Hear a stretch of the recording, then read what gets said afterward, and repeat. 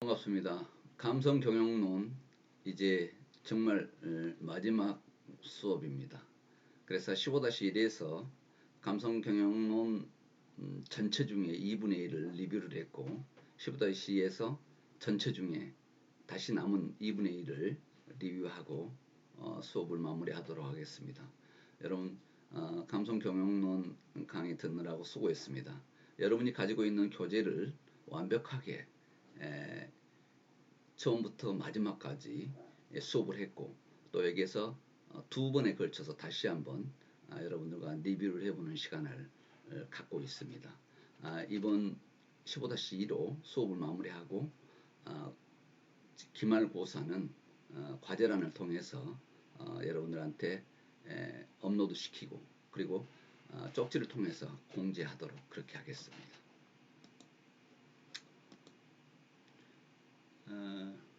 지금 리더십, 감성 리더십이 아주 중요한데 그 리더십의 구성 요소 중에서 하위 요소들을 여기서 한번 살펴보도록 그렇게 하겠습니다. 자기 인식 능력을 가지고 있어야 된다고 하는 부분인데요. 리더는 감성적 자기 인식 능력이 필요한데 자신의 감정을 알고 그것의 영향력을 깨닫고 결정을 내리는데 본능적인 감각을 이용한다 했습니다. 두 번째는 정확한 자기 평가 능력이 있어야 된다고 하는 부분이죠. 내가 어떤 사람인가를 정확한 자기 평가를 하는 능력이 자기 인식 능력 중에 들어간다 이렇게 하겠습니다. 그 다음은 자기 확신 능력입니다. 그래서 자기 자신의 가치와 능력에 대해서 긍정적으로 생각하는 그런 능력이다 이렇게 보겠습니다. 그 다음에 자기 관리 능력인데요. 리더는 자기 관리 능력이 있어야 되겠다. 그걸 다시 세부적으로 살펴보면 감성적 자기 제어 능력이 있어야 된다고 하는 부분입니다. 자기 제어를 할 수 없는 사람은 리더로서의 자격이 없다 이렇게 봐도 되겠습니다. 그래서 어떤 자신을 혼란하게 만드는 감정이나 충동을 다스릴 줄 알아야 되겠다. 그래서 유연한 형태로 바꿀 줄도 아는 감성적 자기 제어 능력이 필요하다 하겠습니다. 그 다음에 솔직할 수 있는 능력인데 자기 관리 능력은 솔직할 수 있는 것도 능력이다. 그 다음에 적응력입니다. 어떤 상황에서도 적응해 나갈 수 있는 적응력을 이야기하겠습니다. 그 다음에 자기 능력 중에는 성취력도 포함이 된다 하겠습니다. 또한 진취성이 리더는 있어야 되겠다 하는 내용이죠. 그리고 어느 부분에서는 낙천성이 있어야 된다 하는 내용을 여기에서 이야기하고 있습니다. 그 다음에 사회적 인식 능력인데요. 어떻게 하면 감정이입 능력을 만들어갈 것인가 하는 부분입니다. 그래서 감정이입 능력, 감정이입에 대한 여러분의 이해를 돕기 위해서 교수는 옆에 감정이입에 대한 사전적인 의미를 적어놨습니다. 감정이입이란 철학, 자연의 풍경이나 예술 작품 따위에 자신의 감정이나 정신을 불어넣거나 대상으로부터 느낌을 직접 받아들여서 대상과 자기가 서로 통한다고 느끼는 일, 이것이 감정이입이라 했습니다. 그래서 다양한 감정의 신호에 자신의 주파수를 맞출 줄 알고 말을 하지 않아도 다른 사람과 집단의 감정을 감지할 수 있는 능력, 요걸 이야기한다 하겠습니다. 그리고 조직 인식 능력이 있어야 되겠고 사회적 인식 능력 중에서는 서비스 능력까지를 가지고 있어야 되겠다고 하는 내용입니다. 그 다음에 관계 관리 능력이 있어야 되는데요. 여기에 관계 관리 능력 중에 자기 인식, 자기 관리, 사회적 인식 능력 이 세 가지가 종합된 능력이다 이렇게 보면 되겠습니다. 그래서 다른 사람의 감정을 다스릴 줄 안다는 것을 의미하는데요. 영감을 불어넣는 능력이 있어야 되겠고 영향력이 있어야 되겠고 다른 사람을 이끌어주는 능력이 있어야 된다고 하는 부분입니다. 그 다음에 변화를 촉진하는 능력, 갈등 관리 능력이 있어야 된다. 그리고 팀워크와 협동을 이끌어내는 능력이 있어야 되는 게 관계 관리 능력이다 이렇게 보겠습니다. 이렇게 관계 관리 능력에 대해서 여러분들과 살펴봤고요. 이 내용에 대해서 감성 리더십에 대해서 한 페이지로 표현을 해놨습니다. 그런데 언제든지 여러분이 여기에서 이해할 수 있도록 한 페이지로 표현되어 있는데요. 사회적 능력과 개인적 능력 두 가지로 나누는데, 사회적 능력은 관계를 다스리는 능력이고 개인적 능력은 자신을 다스리는 능력을 이야기합니다. 사회적 능력은 관계 관리 능력이고 사회적 인식 능력입니다. 개인적 능력은 자기 관리 능력이고 자기 인식 능력이다. 그래서 리더십의 영역의 사회적 능력과 개인적 능력을 어떻게 길러야 될 것인가 한다면 이 한 페이지로 모든 내용이 요약됨을 여러분은 알 수 있습니다. 그래서 얼마든지 내 자신의 리더십 능력 중에 사회적 능력과 개인적 능력을 이 자료를 통해서 여러분들이 확인해 볼 수 있는 아주 중요한 자료다 이렇게 생각하면 되겠습니다. 그래서 관계관리 능력, 사회적 능력 중에 관계관리 능력과 사회적 인식 능력이 있는데요. 이 교수가 이 자리에서 시간을 지체하는 건 그만큼 중요하다는 이야기입니다. 그래서 관계관리 능력은 타인을 조직의 비전과 가치에 공감할 수 있도록 인도하여 올바른 방향으로 이끌어 갈 수 있는 능력, 거기에 설득 능력과 갈등 관리 능력, 협동 능력이 여기에 해당이 된다 하겠습니다. 두 번째, 사회적 인식 능력은 타인 관리 능력인데요. 타인의 표정과 소리를 통해서 그 감정을 읽어내고 그 감정에 동조하거나 공감할 수 있는 능력을 이야기합니다. 그 다음에 개인적 능력은 자기 관리 능력과 자기 인식 능력인데요. 자신의 감정과 욕구를 정확히 인식 제어하고 이를 명확히 표현할 수 있는 능력을 이야기합니다. 그리고 자기 인식 능력은 자신의 감정, 능력 한계, 장단점, 지향점, 목적에 대한 명확한 이해의 바탕에서 자신을 다스릴 수 있는 능력을 이야기하겠습니다. 그래서 이 내용이 중요하기 때문에 리더십 영역이어서 아주 중요한 내용이기 때문에 다시 여기서 시간을 지체해 봅니다. 중요하지 않은 내용은 조금 빨리 넘어가도록 그렇게 하겠습니다. 경영자는 감성 핸들러가 되어야 된다고 하는 내용인데, 그래서 늘 구성원들에게 긍정적 감성을 유발하고 조직을 역동적으로 만들기 위해서 경영자가 감성 핸들러 역할을 수행해야 된다고 하는 내용을 여기서 이야기했습니다. 감성 파괴형 리더가 어떤 것인가에 대해서도 요약해서 했기 때문에 언제든지 여러분들이 이 내용을 살펴보면 되겠습니다. 여기서 중요한 사례로 이소우화를 들었는데요. 바람과 해가 사람의 외투를 벗기는 시합을 했을 때 바람과 해가 누가 이겼을까? 결론은 바람보다 해가 이겼는데요. 바람을 더 몰아쳤더니 외투를 벗기려고 했는데 오히려 벗겨지지 않게 사람은 더 여며 잡더라는 것이죠. 그러나 해가 따뜻하게 비추자 행위는 금방 옷을 벗더라고 하는 내용입니다. 그래서 아주 간단하면서도 이해가 빠른 리더십의 발휘 효과 이석우화를 사례를 들어본 바 있습니다.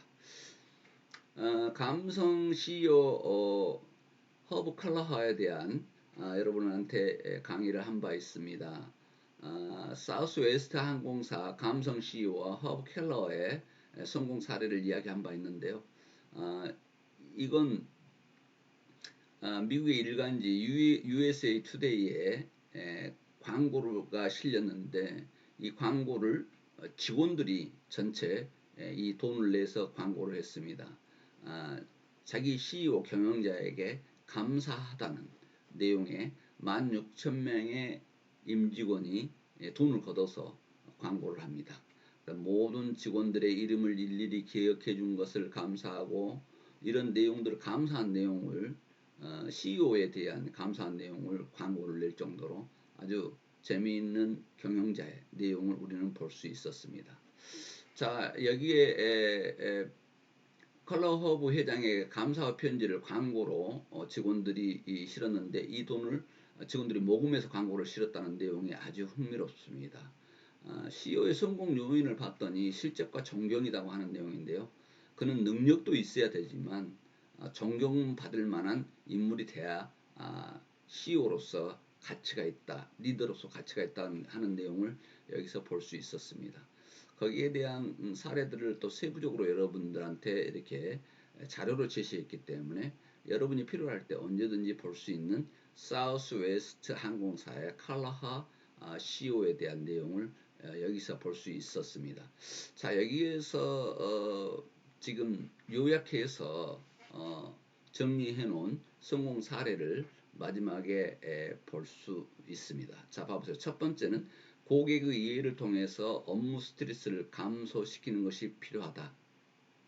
그래서 악의적인 목적을 가진 악성 고객이나 강박 증상을 보이는 문제 고객들을 어떻게 해결할 것인가 하는 부분을 정리한 내용입니다. 두 번째는 감성 리더십 발휘가 요구되는데 감성 리더십을 컬러하는 아주 잘 발휘했다 이렇게 보겠습니다. 이렇게 해서 정리를 했습니다. 그 다음에 이제 커뮤니케이션 내용인데요. 뭐 이미 여러분들이 커뮤니케이션에 대해서는 잘 알고 있습니다. 사전적인 용어로는 한마디로 이야기하면 의사소통이다 이렇게 이야기했는데요. 커뮤니케이션에 대해서 또 한번 보겠습니다. 자, 이 커뮤니케이션은 일방적 설명, 지시, 전달 등은 완전한 커뮤니케이션이 아니라는 것입니다. 일방적인 것은 양방향적 커뮤니케이션이 이루어져야 한다고 하는 부분이 지금 다음에서 계속 강의 자료로 대두되고 있는 그런 내용들입니다. 자, 커뮤니케이션에 대한 중요성에 대해서 경영학자와 경영자들이 주장하는 내용을 여기에서 다 적어놨는데요. 굉장히 많습니다만 메리 케이 창립자가 했던 다양한 목소리를 경청하지 못하는 것은 경영자의 최고의 실수다, 최대의 실수다 이렇게 해놨는데요. 그만큼 커뮤니케이션이 중요하다는 것을 각 전문가들이 이렇게 해놨습니다. 참고로 보면 되겠고요. 그래서 커뮤니케이션 내용 중에서 기능들이 있는데 커뮤니케이션 기능들을 한번 살펴보도록 그렇게 하겠습니다. 커뮤니케이션은 통제 기능이 있다 이렇게 보면 되겠습니다. 그래서 커뮤니케이션은 구성원의 행동을 통제하는 기능인데요. 위계 구조, 구성원들에 따라하는 공식인 가이드라인 등 이런 통제 기능이 있다. 그 다음에 동기부여 기능이 있는데 이게 동기부여를 촉진하는 기능, 이 커뮤니케이션의 아주 중요한 내용이다 이렇게 보면 되겠습니다. 그래서 구체적인 목표의 설정, 피드백과 바람직한 행동의 강화, 그리고 동기 유발을 촉진하는데 커뮤니케이션이 따른다는 내용을 여기서 이야기했습니다. 커뮤니케이션은 동기부여에 중요한 기능이 있다. 그 다음에 감정 표현 기능이 있다 하는 내용입니다. 그래서 작업 진단은 사회적 상호작용의 원천인데 자신의 감정, 만족 등을 표현하고 상호작용을 통해서 사회적 욕구를 충족시키는 감정 표현이고 정보 전달 기능이 있다. 정보 전달 기능이야 의사소통이 아주 중요한 내용이 되겠죠. 여기에서 커뮤니케이션 4가지 기능, 통제 기능, 동기부여 기능, 감정 표현 기능, 정보 전달 기능 이 4가지를 어떻게 잘 실현할 것인가 하는 것이 커뮤니케이션이다 이렇게 보면 되겠습니다. 그래서 커뮤니케이션 수단에 대해서 설명을 한 바 있는데요. 말과 글에 의해서 정보를 전달하는 언어적 커뮤니케이션이 있고 말 또는 글 외의 수단을 사용하는 비언어적 커뮤니케이션 2가지로 구분할 수 있다 이렇게 보면 되겠습니다. 그래서 언어적 커뮤니케이션 이 내용은 말로 하는 커뮤니케이션과 글로 하는 커뮤니케이션이 있다. 그래서 요즘은 말로도 하지만 SNS 통해서 글로도 커뮤니케이션을 이루는 것이 세상에 요즘 보편화된 내용이다 이렇게 보면 되겠습니다. 그래서 글로도 커뮤니케이션을 이룰 수 있는 이것을 언어적 커뮤니케이션이다 이렇게 이야기합니다. 그래서 커뮤니케이션을 크게 대별했는데요. 구두로 하는 것과 문서로 하는 것이 있다. 이것을 언어적 커뮤니케이션이라고 합니다.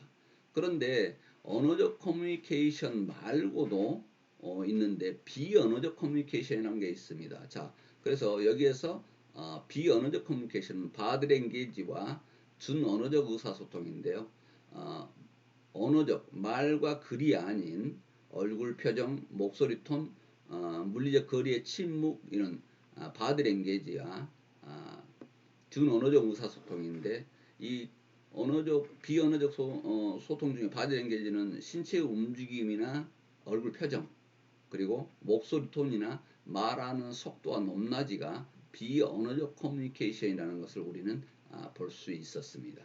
자, 그래서 이 내용에 대한 내용은 한 페이지로 이렇게 요약을 해놨기 때문에 여러분들이 충분하게 이해할 수 있을 것이다 하는데, 다시 한번 여기서 커뮤니케이션에 대한 모든 것을 한 페이지로 표현해온 중요한 자료다 이렇게 생각하면 되겠습니다. 그래서 여기서 시간을 다시 멈추도록 하겠습니다. 조직 차원의 커뮤니케이션은 공식적 커뮤니케이션과 비공식적 커뮤니케이션이 있는데, 보통 공식적 커뮤니케이션은 상향적 커뮤니케이션, 하향적 커뮤니케이션, 수평적 커뮤니케이션, 대각적 커뮤니케이션인데요. 대부분 위에서 아래로, 여기는 하향적 커뮤니케이션은 아래에서 위로, 그리고 동료들 간의 커뮤니케이션, 대각적 커뮤니케이션인데, 비공식 커뮤니케이션이 아주 중요합니다. 그레이프바인인데 포도송이와 같이 엮인다는 차원에서 조직 차원의 이런 커뮤니케이션이 있는데, 비공식적 커뮤니케이션을 감성 경영론에서는 활성화시켜야 된다고 하는 부분이 강조되고 있는 내용이다 이렇게 보면 되겠습니다. 그래서 상향적 커뮤니케이션 내용은 내용에 대해서 설명을 이렇게 하고 있고, 그 다음에 하향적 커뮤니케이션에 대해서 이렇게 설명을 하고 있는 것을 볼 수 있습니다. 그레이프바인, 그러니까 지금 감성 경영론에서 강조하고 있는 포도롱쿠라는 의미로 미국 남북전쟁 당시 전신선이 나무들 사이에 마치 포도덩쿨 같이 널려져 있었다는 데서 유래됐는데요. 이 그래프바인은 구성원들 간의 비공식적 의사소통망이다 이렇게 보고 있습니다. 이런 것들이 아주 중요하다는 것이죠. 커뮤니케이션 장애 요인에 대해서 여기에서 정리를 했죠. 그래서 발신자와 관련된 장애, 수신자와 관련된 장애, 그리고 상황과 관련된 장애 요인들, 이 요인들로 크게 대별을 한다 이렇게 했습니다. 그래서 커뮤니케이션이 장애가 이루어졌던 내용들은 뭐냐면, 목적의식 부족이 컸다. 그 다음에 커뮤니케이션의 기술이 부족해서 장애 요소가 됐다는 것이죠. 그 다음에 감수성 부족, 증거 틀의 차이에 따라서도, 또한 신뢰성 부족에서도 필터링 차원에서 이런 내용이고요. 수신자과 관련된 내용은 평가적 경향이 있거나 고정관념에 쌓였을 때 수신자와 관련된 오류를, 커뮤니케이션 오류를 병할 수 있다는 내용을 이야기했습니다. 그리고 사람은 필요한 것만 듣는다는 선택적 경청, 이것도 커뮤니케이션이 아주 중요한 내용이다 보겠습니다. 그 다음에 반응의 피드백 부족에서도 올 수 있다. 상황과 관련된 장애 요인에서는 언어적 장애, 정보 과중에 따라서, 그리고 시간 압박에 따라서 장애 요인이 이루어질 수 있다 이렇게 하겠습니다. 상황과 관련 내용은 의사소통 분위기도 그렇게 중요하다는 거죠. 그 다음에 지휘의 사례라든가 비언어적 메시지의 오용, 이런 것들이 이루어질 수 있는데요. 감성 커뮤니케이션, 이것을 마지막으로 다시 한번 정리했는데, 상대방의 감성을 이해하고 관계의 질을 중시하면서 상호 이해, 배려, 공감에 기초한 상호작용 과정을 감성 커뮤니케이션이라 한다 이렇게 정의했습니다. 그래서 감성 커뮤니케이션에 대한 내용에 지금 문제점 해결을 위한 세 가지를 했는데요. 감성 커뮤니케이션은 끝까지 경청하고 신중하게 판단하라는 것이었습니다. 이게 첫 번째고요. 그 다음에 두 번째는 직원의 고충을 진짜 무엇인지 알아야 한다는 것, 이것이 지금 두 번째 감성 커뮤니케이션의 문제점 해결을 하는데 중요한 요인이다 이렇게 하겠습니다. 그 다음에 세 번째는 칭찬과 격려로 리더의 긍정적 감성을 전념시켜라 하는 내용이 감성 커뮤니케이션의 세 가지 요인이다 이렇게 하겠습니다. 자, 커뮤니케이션에 대한 내용을 이렇게 전체 알아봤고요. 이런 사례를 들었죠. SEI 인베스트먼트는 사무실을 하나의 큰 공간으로 만들어서 다 파티션이나 벽을 철거했죠. 산의 이동을 자유롭게 하기 위한 그런 거였고, 또 뭐 다른 층간의 직원 의사소통을 위해서 에스카레이터를 안에 설치해서 수시로 편하게 다니면서 의사소통이 이루어지게 했다는 사례를 했습니다. 삼성경제연구소의 독특한 내용인데요. 여기의 의사소통은 직원 간 소통, 그리고 직원과 경영기 간 소통 중요한 것은 좋은데 여기서 하나 추가됐습니다. 회사와 직원, 가족 간 소통, 가족까지를 소통을 해야 된다는 내용이 아주 여기서 중요하게 살펴볼 만한 삼성경제연구소의 내용이었습니다. 그리고 비판으로부터 지혜를 배운다는 닛산자동차 CEO 카를로스 곤의 내용이었고요. 노키아의 실패 사례인데요. 직원들이 자꾸만 변화해야 된다 하는데 경영자가 그걸 듣지 않은 내용입니다. 그래서 모바일 중에 아날로그 폰에서 스마트폰으로 바뀌는 과정, 이 바뀌는 과정에 참여하지 않아서 노기아 그 유명했던 핸드폰 회사가 쓸쓸하게 돼버리는 그런 상황입니다. 그래서 전 세계에서 삼성과 애플 두 개가 스마트폰, 인터넷이 가능한 폰으로 주변 환경 변화에 따라가졌고 노키아나 모토로라는 따라가지 못한 그런 사례를 지금 여기서 지적하고 있습니다. 그래서 효과적인 감성 커뮤니케이션은 구성원들이 무엇을 해야 되는지, 어떤 방식으로 일을 하는지, 얼마나 잘하고 있는지를 명확히 구분해서 구성원의 바람직한 행동을 강화하는 동기부여 효과를 가져온다 하는 내용을 여기서 이야기했습니다. 그래서 효과적인 커뮤니케이션을 이루기 위한 내용들을 한 10가지를 이렇게 정리를 했습니다. 참고로 여러분들이 읽어만 봐도 알 수 있는 내용들이기 때문에 이 내용을 여러분들이 참고할 수 있도록 그렇게 하겠습니다. 그래서 지금 중요한 지원적 커뮤니케이션을 사용하라는 내용이 여기에서 지금 중요하다고 정리해 놨는데요. 문제 해결 지향적 커뮤니케이션이 이루어져야 된다. 그리고 자신의 주관을 배제하고 객관적 사실을 받아들일 수 있어야 된다. 구체적이다. 양방향적이어야 된다. 그리고 개방적이며 통합적이어야 된다. 생각과 감정을 솔직하고 정확하게 반영해야 된다. 상대방의 의견을 존중해야 된다고 하는 것이 지원적 커뮤니케이션의 중요한 내용이라고 하겠습니다. 자, 미국 경영협회가 제시하는 소통 10계명인데요. 커뮤니케이션을 하기 전에 생각을 분명히 하라는 내용이었습니다. 두 번째는 무엇을 원하고 있는지 의사소통의 목표를 먼저 검토하라는 내용이었고요. 세 번째는 누구에게 언제 어떻게 할 것인지에 대한 내용, 인간적인 재반 환경을 고려하는 것이었습니다. 네 번째는 다른 사람의 상담이나 충고를 받아들이라는 내용이었고요. 다섯 번째는 부수적인 효과에도 유념하라는 내용들. 그 다음에 지금 10계명 중에서 상호간의 관심과 욕구를 파악하는 것. 일곱 번째는 현재 상황의 요구에 충족하면서 미래에 연결되도록 해야 된다는 것. 여덟 번째는 정확하게 이해되고 전달되는지 확인하는 것. 아홉 번째는 언행일치 행동하는 것 중요하고요. 마지막으로 역지사지 입장에서 경청하는 자세를 훈련하라 이렇게 했는데요. 역지사지란 다시 이야기하면 상대방의 입장에서 생각하면서 경청해라고 하는 내용입니다. 그래서 미국 경영협회가 제시하는 소통 10계명에 대해서 여러분들은 좀 더욱 다시 한번 참고 자료로 볼 정도로 여러분이 신경을 썼으면 좋겠다는 내용입니다. 그 다음에 전문가의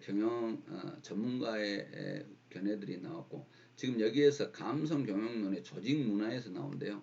조직 문화는 아주 감성 경영의 중요한 요소다 하는 내용을 여기서 지금 정리하고 있습니다. 조직 문화란 조직의 구성원들이 공유하고 있으며 새로운 구성원들에게 교육되는 조직의 핵심 가치, 그리고 가정, 신념, 이해 방식, 규범이라고 이렇게 정의할 수 있는데요.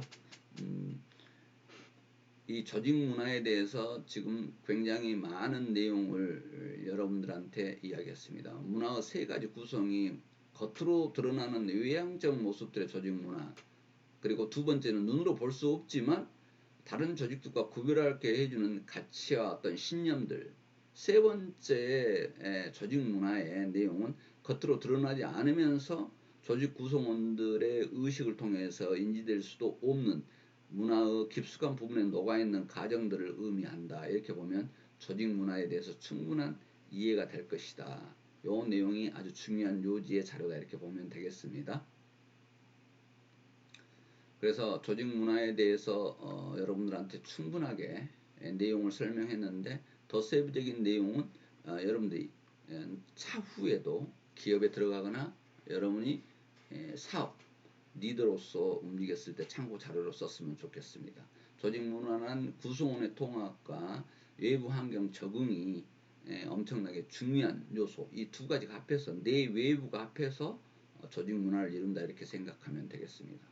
조직 문화가 성과에 영향을 미치는 영향은 조직 문화가 잘 만들어졌으면 성과가 크게 나타나고 조직 문화가 잘 이루어지지 못하면 성과에 악영향을 미친다는 내용으로 요약하면 되겠습니다.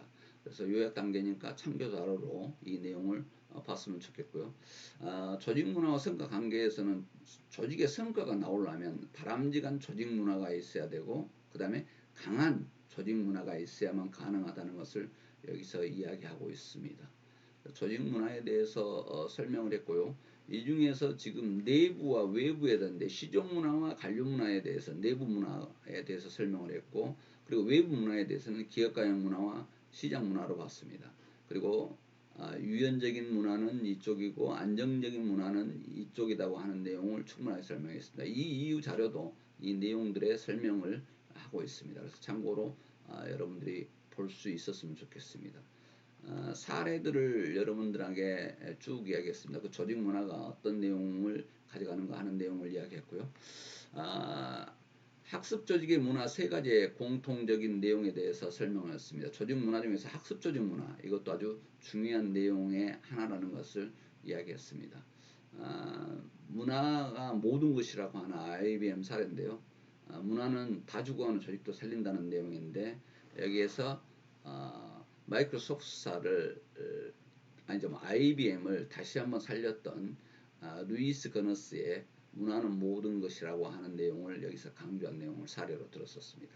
골드만삭스의 사례에 대해서도 한번 여러분과 이야기했던 내용이죠. 한국 문화는 어떻게 바뀌어야 될 것인가 하는 부분에 대해서도 여러분들한테 설명했습니다. 여기에 사례들을 충분하게 여러분들한테 이야기했던 것을 여러분은 기억할 것입니다. 언제든지 강의 자료가 보관했다가 여러분들이 필요할 때 이 내용들을 살펴볼 수 있었으면 좋겠고요.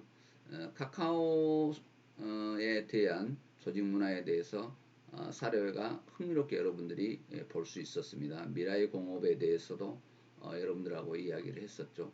이렇게 가진 사례들을 충분하게 여러분들한테 또 설명을 했기 때문에 이론 중심의 강의보다는 이 사례 내용을 다시 한번 여러분이 보면서 감성 경영론을 배우고 또 이런 사례들을 충분히 살펴보았기 때문에 감성 경영이 무엇인가에 대해서 여러분들은 이제 충분하게 이해할 수 있었을 것이다 이렇게 기대를 해봅니다. 또 감성 경영의 독특한 내용으로 여행 박사 같은 회사 간부를 직원의 선거로 뽑는 독특한 사례도 여러분들한테 설명한 바 있습니다. 여러분 이렇게 해서 감성 경영론 이론과 사례를 여러분들과 살펴봤고 그것도 사례를 한두 개가 아니라 아주 다양한 사례까지를 살펴서 감성 경영을 이해하는데 교수는 최선을 다해봤습니다. 과연 여러분들에게 감성 경영론에 대한 수업을 듣고 감동은 얼마나 있었을까 하는 궁금함과 기대가 앞섭니다. 한 학기 동안 감성 경영론 듣느라고 여러분 비대면으로 이루어졌는데도 많이 잘 들어준 여러분에게 감사와 또 찬사를 보냅니다. 여러분 한 학기 동안 정말 수고 많으셨습니다. 감성 경영론 수업을 최종 여기서 마치도록 하겠습니다. 그리고 기말고사는 별도로 과제란에 올려서 여러분한테 쪽지로 통보해 준다는 것을 이야기하면서 수업 마치겠습니다. 수고했습니다.